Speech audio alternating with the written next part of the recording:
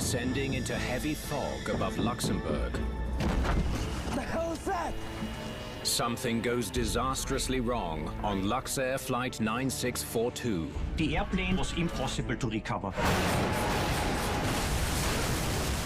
20 of the 22 people on board are killed. A lot of people died that day. It was an accident that was hard to understand. I can't find anything wrong with either engine. But when investigators analyze unusual sounds from the cockpit, It's a match? they hear the pilots do something which should be impossible. It's not supposed to happen. There's supposed to be things that prevent it from happening. So it's not as foolproof as we thought.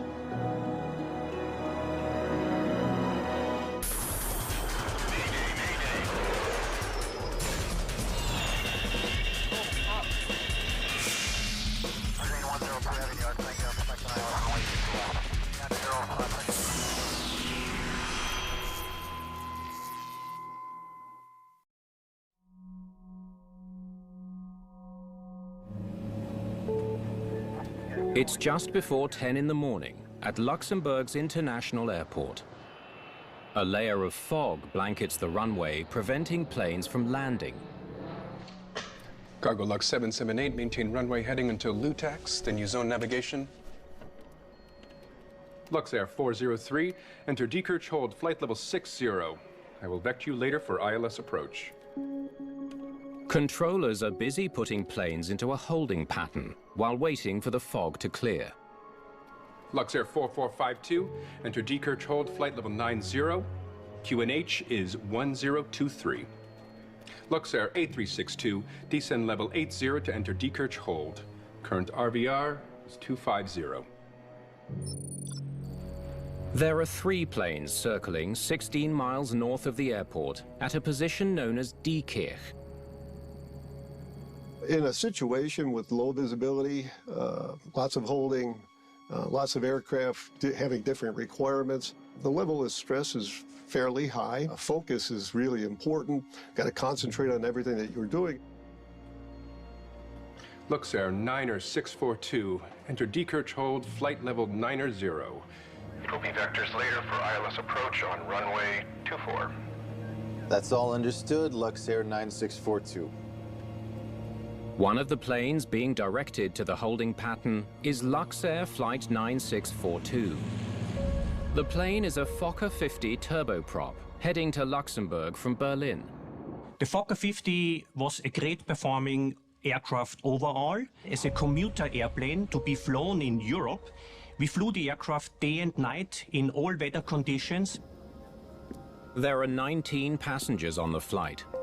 Most are German business officials traveling to Luxembourg. The first officer on this morning's flight is 32-year-old John Arendt. I'll brief the folks. Ladies and gentlemen, good morning. Unfortunately, the fog in Luxembourg is so dense that at the moment we cannot land. So we'll have to wait a little bit for an improvement. We will proceed to a holding pattern while we wait for the weather to clear. We'll keep you updated as soon as we have some news. The captain is 26-year-old Claude Perkes. And Luxair 9642 is reducing speed to 160. Roger, 9642. The crew navigates towards the holding area north of the airport. What time can we hold till? How much fuel will we need? 550, 700. No, we'll need 850 when we leave the hold. No, we need fuel to reach till our alternate plus 20 minutes reserve, so we'll still need 600 kilos. Yes, but I want to keep... Luxair 9642, descend to 3,000 feet on 1023, turn left heading 130. Before they reach the holding point, the crew receives instructions to turn towards the airport and begin descent. Is that for us? Yes. Descend to 3,000 feet and say again the heading. 130. Left heading 130, Luxair 9642. What kind of crap is that? The new instruction takes the crew by surprise. If you suddenly get startled that you are now number one and turning left and descending for your approach as number one, this can put you in a situation which would add to your workload. Let's see RVR now. I don't know. Should we check with dispatch? Yes. RVR is runway visual range. It's the minimum visibility on the runway required by a landing aircraft. For the Luxair Fokker, that distance is 300 meters, or 984 feet. If the runway visual range is below 300 meters, you are not allowed to start the approach or to land the aircraft.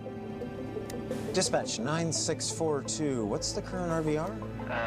275. 275 meters. What do we do now? I don't know. If they don't have that visibility, they go around and probably get vectored for another approach. Unless the RVR is too low, then they're going to be vectored to the holding pattern at Dekirch. So, are we holding or is this for an approach? It's for an approach. Luxair 90642. Turn right heading 220, cleared for approach. Right heading 220 and cleared for approach 9642. Tell them if at Echo we don't have 300 meters, we'll do a go around and enter the hold. The pilots come up with a compromise. They'll continue their approach, but if runway visibility doesn't improve, they'll abort and join the holding pattern. We need 300 meters for the approach. 9642, copied. Continue your approach. I'll keep you advised. Passengers still believe they're headed for an extended hold.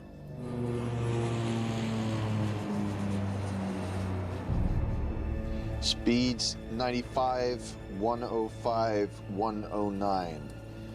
Landing altitude? 275 meters. Set? The flight is now only 5 miles from the runway, and there's no word that visibility has improved. Captain Pukis makes his decision. Okay, we'll do a go around. Missed approach. Ground idle stop off. Luxair 9642, RVR is 300 meters.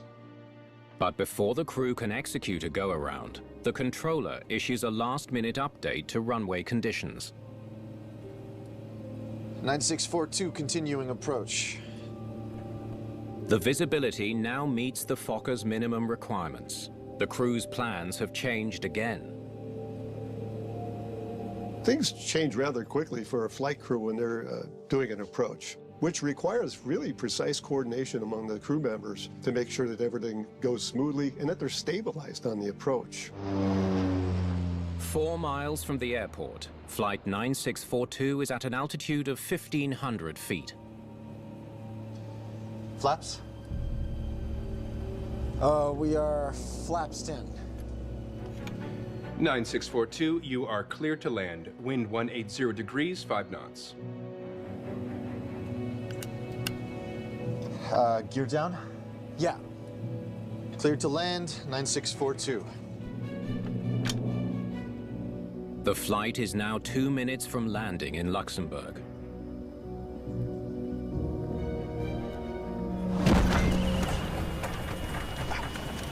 The hell is that?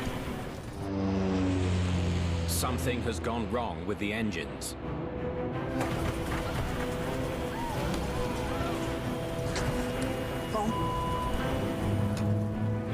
Now at less than 500 feet, Flight 9642 plummets towards the ground.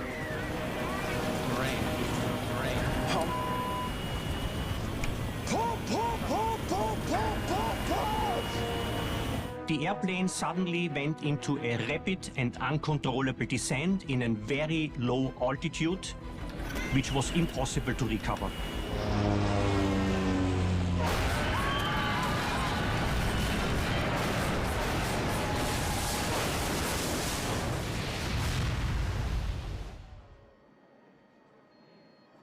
(9642) Luxembourg.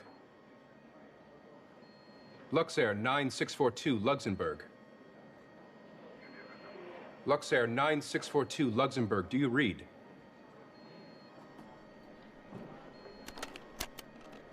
We have a possible crash of a Fokker F-50 on final approach to runway 27. Please stand by.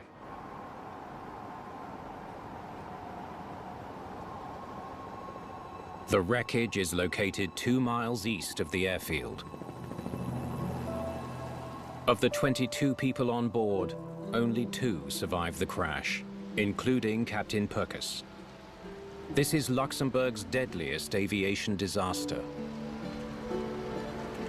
Well, this accident is serious because of the loss of life. A lot of people died that day, and it was an accident that was hard to understand. Investigators will need to examine the wreckage of Flight 9642 to determine why a landing at a modern, well-equipped airport went so terribly wrong.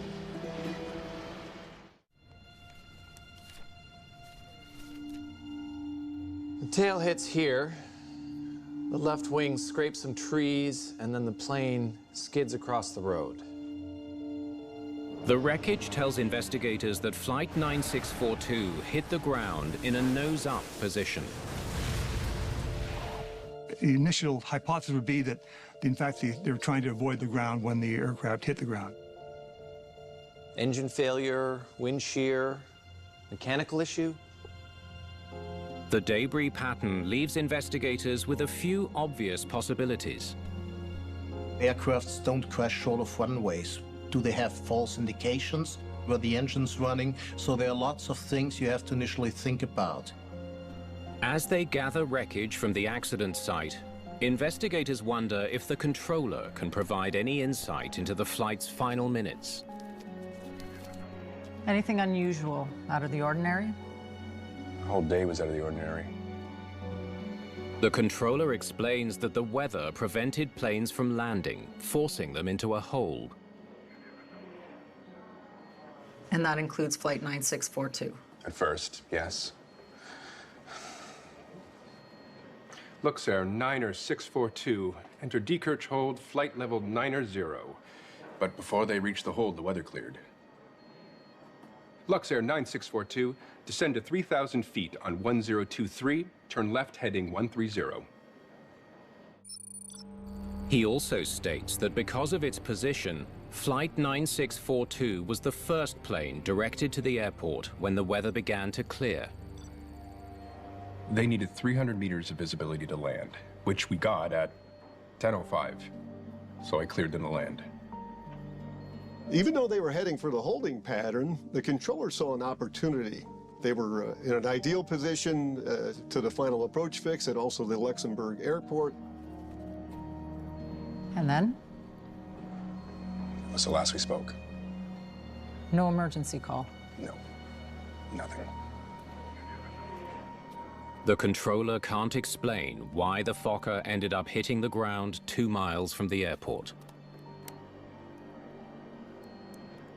From air traffic control standpoint, there was nothing in the communication between the aircraft and air traffic to indicate that there was any problem whatsoever with the aircraft at all. Only Captain Purkis can answer why the Fokker went down short of the runway, but he's been hospitalized and is in a coma. Investigators will need to piece together the final minutes of the flight without him. With the captain not being available, the objective evidence, the physical evidence, talks to you. They begin by studying the engine components for any signs of failure. They look like they're in pretty good shape. Engines normally hold the aircraft in the air and they fly towards the runway. So I would suggest something happened to the engines that they didn't make it to the runway in the first place. No fire, no damage to any components. The rotors are fine, fuel lines are intact, intake is clear, pumps and PCUs all check out. I can't find anything wrong with either engine. The state of the engines is puzzling. If both were in good working order, what could have caused the flight to fall from the sky just short of the runway? This is where they're turned for the approach. Investigators use Luxembourg's radar data to recreate Flight 9642's flight path. 7 minutes to impact. And they're at 9,000 feet when they're cleared for the approach. Now, he descends even more steeply and at 7,000 feet per minute. They're only 4 miles away from the runway. 15 seconds later, they hit the ground. Here's the glide slope. Whoa. When investigators compare the plane's descent with the recommended descent, they see that the flight was 300 feet too high throughout the final stages of its approach. That explains why they were in such a hurry to lose altitude. 300 feet above the glide slope, this is a real problem because you now try to descend the aircraft, slow down the aircraft, and configure everything at the same time, which is nearly impossible. Why did the pilots allow their plane to get into such a difficult situation? Not a good idea to be rushing on an approach at all, especially in low RVR. Dangerous, actually.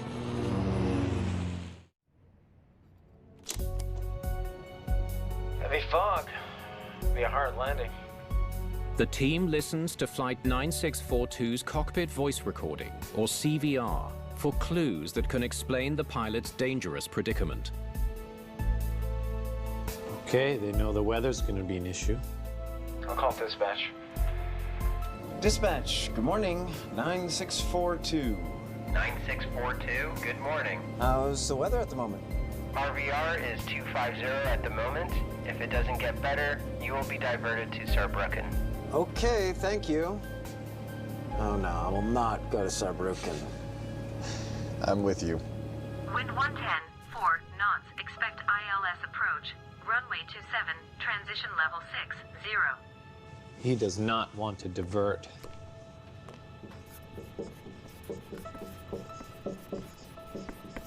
Luxair 90642, enter decurge hold, flight level 90. They're being directed into the holding pattern. That's all understood, Luxair 9642. No, we need fuel to reach till our alternate plus 20 minutes reserve, so we'll still need 600 kilos. Okay, good. They want to make sure there's enough fuel to reach their alternate.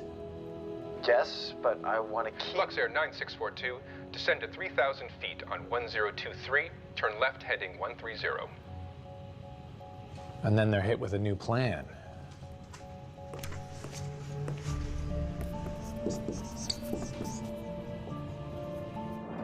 Is that for us? Yes.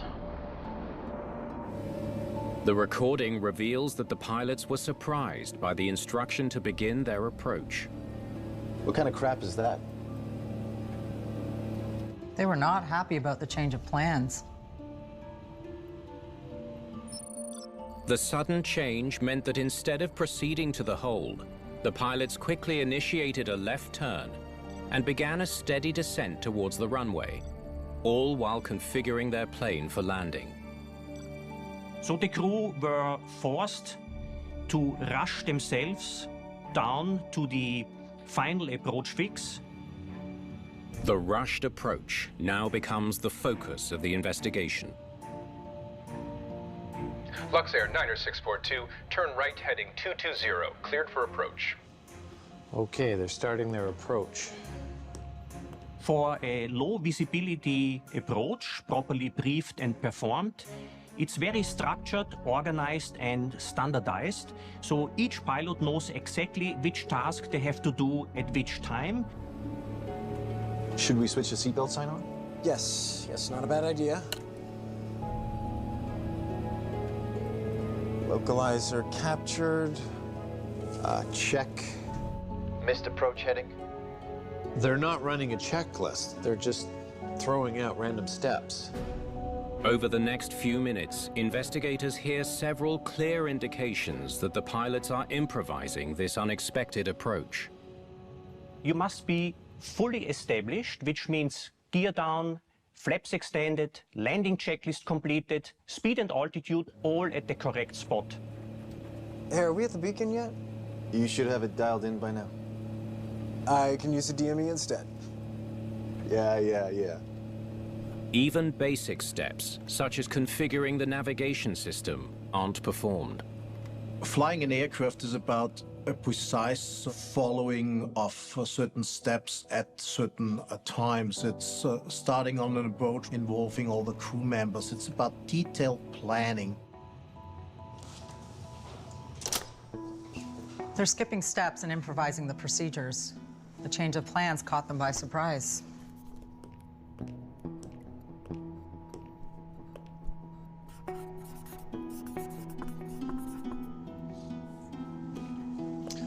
They're racing against the clock. They started to rush themselves in a quite high workload environment, trying to get the airplane down and doing the approach briefing all at once, which was quite tricky to achieve. Did the rushed approach result in the pilots being too high as they neared the runway? They're getting closer and closer to the airport. And at 3.5 miles out, they should be at 2,500 feet, but they're at 3,000 instead.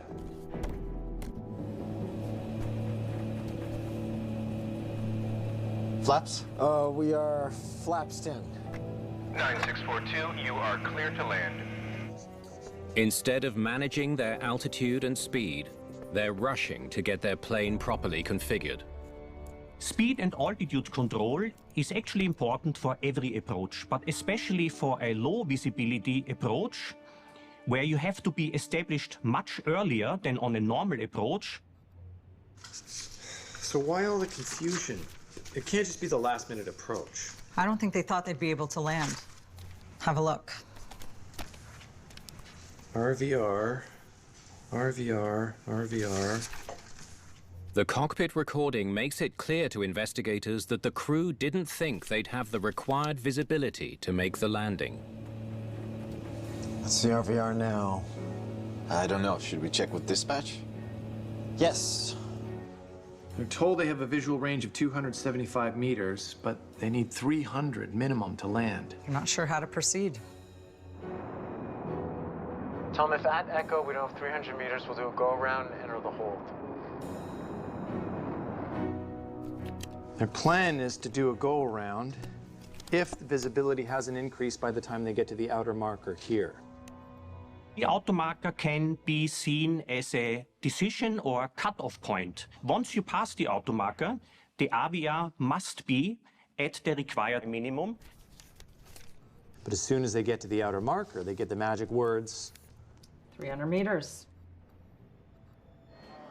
Luxair 9642, RVR is 300 meters. You are clear to land. Wind 180 degrees, 5 knots. But they're too high and need to lose altitude fast. The CVR explains why the pilots ended up above their target altitude. They were rushed into the approach and fixated on the poor runway visibility. Okay. So how does that lead to a crash 35 seconds later? 9642, you are clear to land. Gear down? Yeah. Clear to land, 9642. And done. What the hell is that? Oh. Terrain. What just happened? In the last few seconds of the CVR recording, there was a loud noise. Crew was startled by this. What happened in those last 20 seconds? And what was that noise we heard? What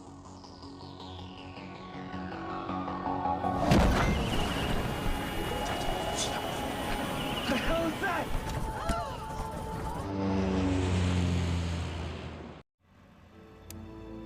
Investigators hope the Flight Data Recorder, or FDR, can solve the mystery of what went wrong in Flight 9642's final seconds. Okay, cruising along at 3,000 feet and 160 knots. Then they start to descend, go flaps 10, and accelerate rapidly towards the ground. Let's see what the engines were doing. What's happening here? Turbine RPMs drop. The torque drops down to 0. Looks like he's gone down below flight idle into ground mode. Ground mode changes the angle of the propellers so they can move the plane forward while it's on the ground. It's never used in the air. But then, turbine RPM spikes, fuel flow and torque increase. All while the altitude starts to plunge. Could they have gone into beta mode? Beta mode is basically reverse thrust. The propellers are positioned to move air forward instead of back. It's used to help stop the plane after it touches down. If you would put the power levers into beta mode in the air, this could lead to loss of control where recovery might not be possible. Did the pilots of Flight 9642 put their engines into reverse? And if so, why? Can we hear the last 20 seconds of that CVR again? And done. What the hell is that? Terrain.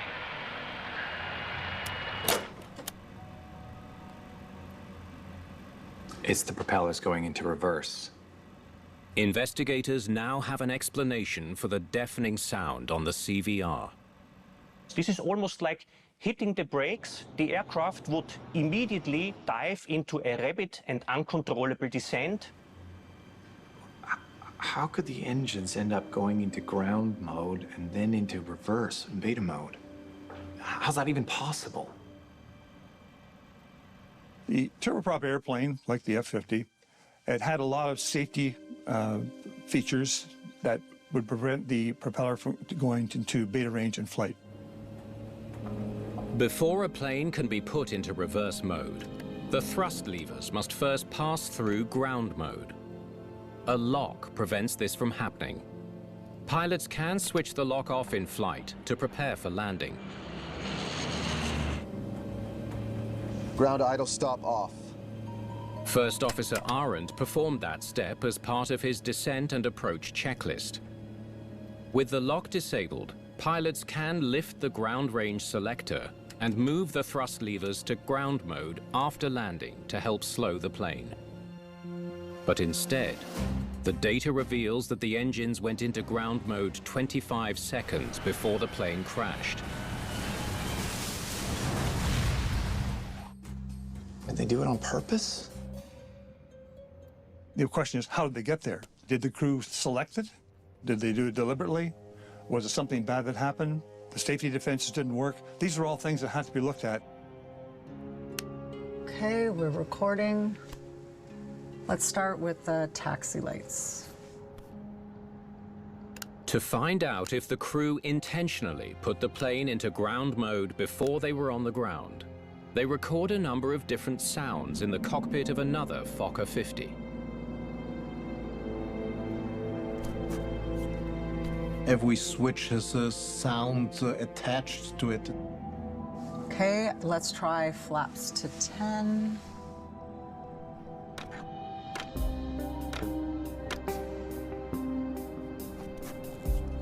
And now the ground range selector.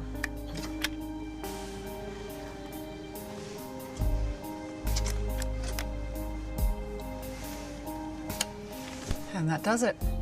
And this can be forensically analyzed and filtered out. Do you compare that to what you find from the cockpit voice recorder? These three sounds were picked up on the CVR. Let's start with this. We were able to confirm that this sound is the taxi lights being switched on.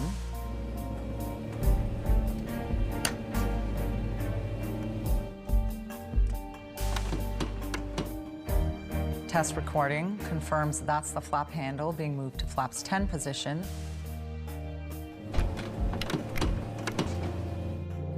Then there's this. We compared it to the sound recorded on the test plane. It's a match? The audio analysis confirms that Captain Pukes deliberately lifted the ground range selector and moved his throttle to ground mode while the plane was making its approach to the airport. The key element found in the sound spectrum study was the power lever was in fact moved below the flight idle gate. And this was something that meant the pilot had to do it. Okay. So we know he did this on purpose. But why? There is no maneuver or procedure asking the pilots to actually lift the ground range selector in flight and pull the power levers below flight idle. It's a prohibited non-standard procedure and should never be done by the pilots. What could have prompted the pilots to put their engines into ground mode? He's 5 miles away from the airport when he decides to land, but he's 300 feet above the glide slope, and his speed is 165 knots. If he wants to get down to the glide slope, he needs to descend rapidly, but his speed is already quite fast. So instead, he slams on the brakes. Once the power levers are in ground idle, this will produce extra drag on the propellers, reducing the speed and also allowing the aircraft to descend at the same time. Luxair 9642. RVR is 300 meters. Investigators believe that when the crew is told that runway visibility has improved, Captain Pukas moved his engines to ground mode to quickly reduce speed and lose altitude. Not sure that'll do it. 9642, continuing approach. Flaps? They should have made a better decision and go around, reposition and fly a proper approach or divert to the alternate and not forcing it in. Okay, we can explain putting the engines into ground mode. But reverse? What the hell is that?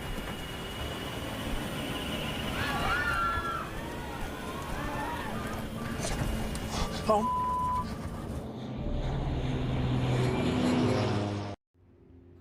So the lock is only released when the plane is on the ground. Investigators know the pilots of Luxair Flight 9642 put their plane into ground mode before landing. But it doesn't explain why the throttles were moved further back to reverse while they were still hundreds of feet in the air. Should be impossible to do. To get to that range in flight, it's not supposed to happen. There's supposed to be two things that prevent it from happening. An electrical lock prevents the power levers from being moved into reverse in flight. Once the plane is on the ground and the wheels are spinning at least 20 miles an hour, a signal is sent to an electrical switch that releases the flight idle stop and allows the throttles to move to the reverse position. This system is only meant to be used on the ground, and that's why they have a lot of protections to make that only the possibility that's going to happen. Could the lock have somehow failed? The mechanical stop is installed so that the pilots can, under no circumstances, physically move the power levers beyond ground idle. So no reverse thrust possible. Investigators study the components that make up the locking system. The anti-skid system checks out. The wheel speed relays are fine, and there's nothing wrong with the lock switch. Investigators also check the anti-skid sensors which measure wheel speed, the computer that receives those signals, and the switch controlling the lock. Everything seemed to check out normally. It shouldn't unlock unless the wheels are spinning. So what went wrong? Investigators scrutinize the electrical lock system that should have prevented Flight 9642 from going into reverse. Anything in the maintenance record? There's this. They discover an incident that happened 14 years earlier. Power lever setting below flight idle possible in flight. Huh.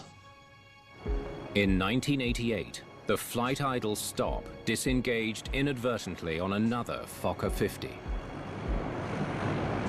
So it's not as foolproof as we thought.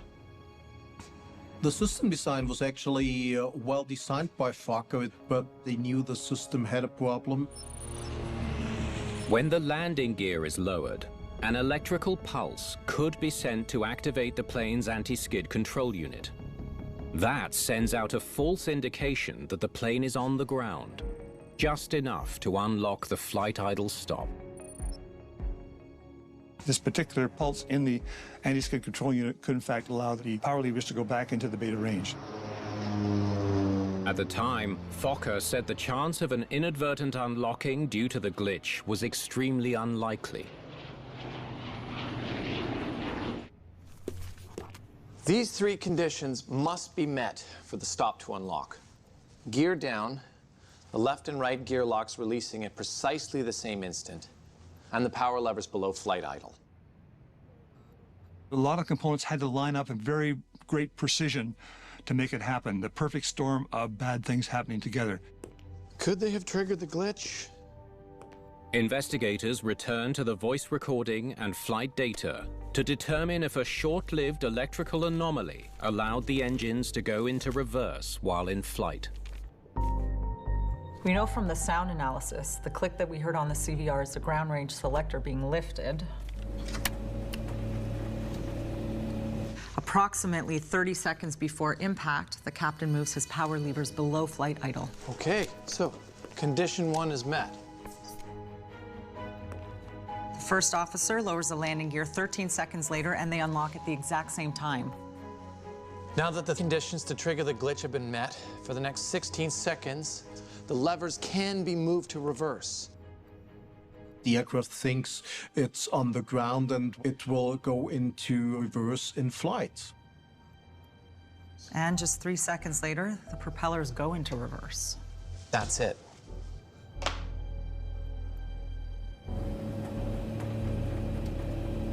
Ground idle stop off. They believe that in an effort to lose altitude quickly, the pilots of Flight 9642 unknowingly triggered the electrical anomaly that allowed them to put their engines into reverse. The sequence of events begins with the captain moving the throttles to ground mode to reduce speed and altitude. Not sure that'll do it. 9642, continuing approach. The maneuver doesn't have the desired effect. The plane is still too high. Flaps? We are flaps 10. The crew extends the flaps to reduce speed even further. Then... gear down? Yeah.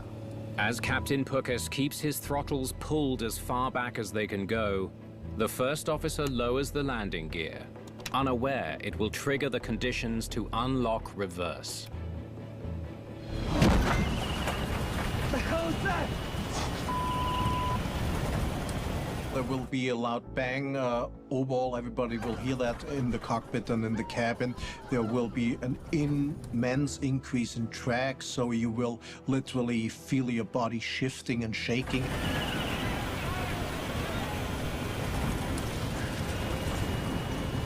Captain Pukas doesn't even realize what's happened. Pull, pull, pull, pull, pull! Once the landing gear was selected by the first officer, suddenly both engines went into full reverse. It was too late to recover. 25 seconds after the throttle is inadvertently moved to reverse, the plane crashes, resulting in 20 deaths. If Fokker knew about this anomaly in 1988, why didn't they just fix it? Investigators examine reports to explain why Flight 9642 was allowed to fly, despite the aircraft manufacturer knowing about a potential glitch. They said the probability of this happening was so low that no immediate action was required. It's a very short duration power-up, so therefore the timing has to be very precise, and the likelihood of it happening was low, there's no doubt about it, but certainly it was not zero. They eventually came up with a modification and issued this service bulletin about it a few years later. The manufacturer of the skid control unit had issued a service bulletin suggesting a simple fix that would prevent the erroneous signal from being sent. To modify the anti-skid control unit, to the newer version that would not provide this power-up pulse. One nearly had to add a few diodes and a capacitor, so it wasn't a complicated fix, wasn't difficult to do, it wasn't expensive. But the notification was issued as a service bulletin, not an airworthiness directive, which would have made the fix mandatory. If an aircraft manufacturer is making a modification to an aircraft, it gives out a service bulletin. You don't need to do it. An airworthiness directive is a state hazardous to the safety of the operation of the aircraft. That might even ground the whole world fleet of the aircraft till it's modified. Luxair never performed the suggested 1992 modification to its fleet of Fokker aircraft. If it had come as an airworthiness directive, they would have complied, no doubt about that, and the problem would have been fixed. The accident didn't happen here. It happens here, when they accepted an approach they weren't prepared for. How much fuel will we need? 550. We need 850 when we leave the hold. No, we need fuel to reach till our alternate plus 20 minutes reserve, so we'll still need 600 kilos. Yes, but I want to keep... Luxair 9642, descend to 3,000 feet on 1023, turn left heading 130. Is that for us? Yes. Investigators believe that the main cause of the crash of Flight 9642 was the crew's decision to accept the approach instruction rather than join a holding pattern. Left heading 130, Luxair 9642. What kind of crap is that? At the time they got their first heading for the intercept, for the localizer for the runway, they should have said, no, we are not ready for the approach. Had they simply rejected the approach when the controller gave them those initial headings and descent down to 3,000 feet, the controller would have said, that's fine. Here, they still don't have the visibility they need to land. They're too high and too fast, and still aren't properly configured. If ever there was a case for a go-around. 9642, continuing approach. The investigators also fault the crew for not executing a missed approach when they had so much going against them. Once the crew was surprised by the ATC clearance to start the approach as number 1, a lot of events started, putting the pilots in a kind of a tunnel vision or into a continuation bias, focusing only on the approach and the landing without considering any other options. To prevent the plane from being put into reverse in the air, the team also recommends that the modification to the skid control box, which stops any erroneous signal, be made mandatory for all Fokker 50 airplanes. Luxair makes the modification to its entire fleet of Fokker aircraft. The accident, in fact, proves the fact it was that serious and should have been addressed.